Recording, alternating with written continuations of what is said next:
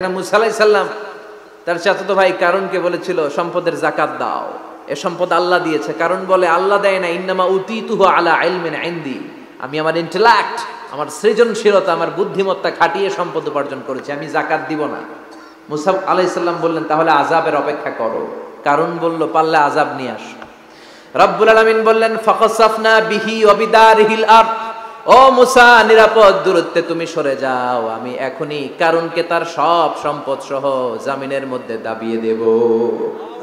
কারণ তার সম্পদ সহ জামিনে দেবে যেতে লাগলো। আমি জায়গাটা নিজে দেখে এসেছি।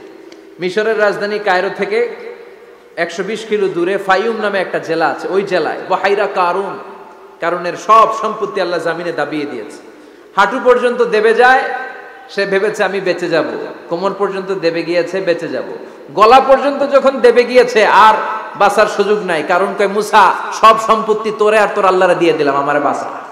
আল্লাহ বলে দ্য টাইম ইজ আপ, সময় শেষ, এখন তোমার ঈমান কবুল করা হবে